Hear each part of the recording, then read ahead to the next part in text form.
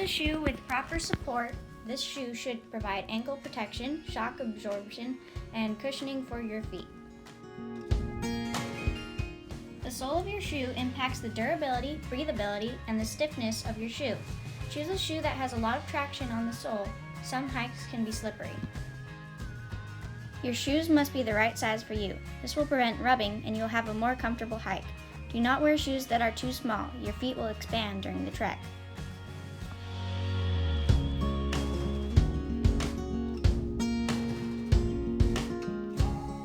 Take a few minutes after every hike to clean them with water or a scrub brush. You can clean out the inside by rinsing with water. If your shoes smell bad, you can add a small amount of baking soda to the inside of your shoe after washing it out. If your hiking shoes are made of leather, apply leather treatment every now and again to ensure your shoes are waterproof. Don't dry wet boots or shoes by a campfire. The heat could cause the sole to become unglued and detach from the shoe. Allow footwear to fully dry before use. To take care of your feet, keep them clean, dry, and make sure to remove any dirt, sand, or rocks from your shoes during breaks.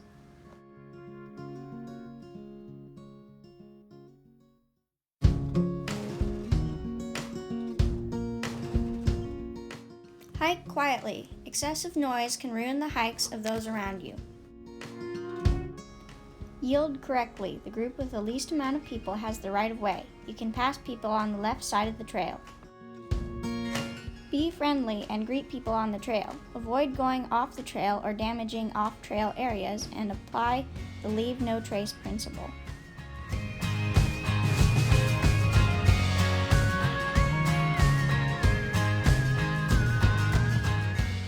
Always let someone know your plans beforehand. Prepare thoroughly by getting trail maps and knowing your route before you go.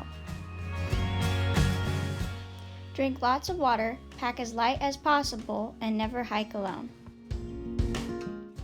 Check the weather forecast before leaving. It is important to bring a cell phone in case of emergency. When hiking at night, bring a flashlight or headlamp and bring warmer clothing than usual. Hike on a familiar trail around the full moon for more visibility. You should also know where your gear is in your bag if you need to access it.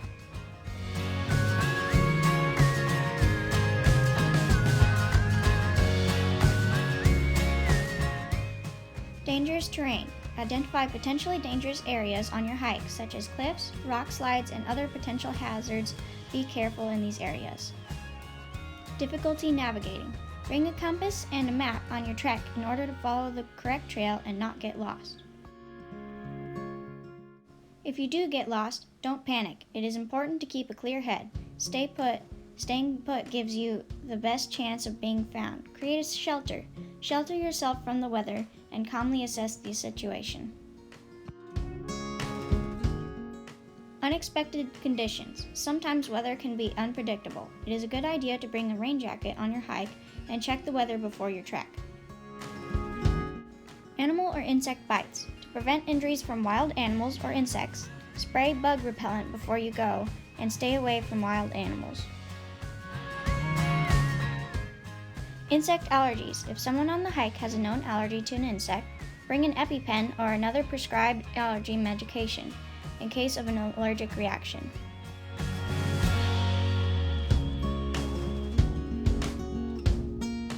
Hiking is an aerobic activity. Aerobic means with air and refers to any activity in which you can breathe and requires endurance. To train for a 10-mile hike, go on shorter hikes with your backpack. The backpack should be the same weight as you plan it to be on the 10-mile hike. Work your way up, starting at 1 to 3 mile hikes, then move on to 4 to 7 mile hikes. While working on the shorter hikes, you should go on hikes with more difficult terrain to create a variety of hiking experience. At the end of your training, you should be able to do 8 to 10 mile hikes.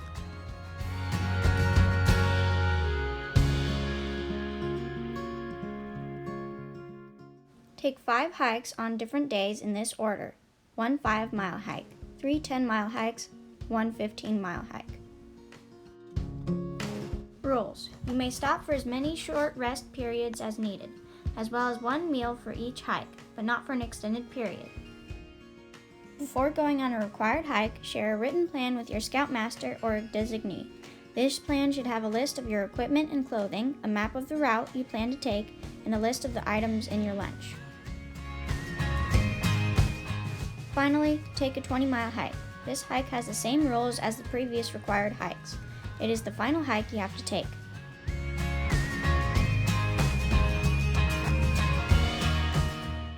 After each hike, write about your hike, interesting things you saw, the route you took, and the weather.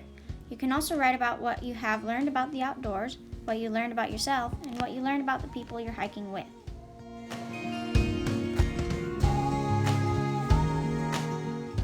Explain to your counselor the most likely hazards you may encounter while hiking and what you should do to anticipate, help prevent, mitigate, and respond to these hazards.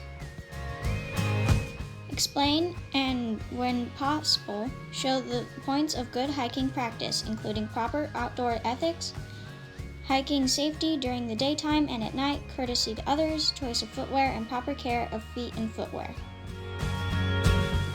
Explain why hiking is an aerobic activity and make a plan to condition yourself for a 10-mile hike. Explain how you can condition yourself for a longer hike.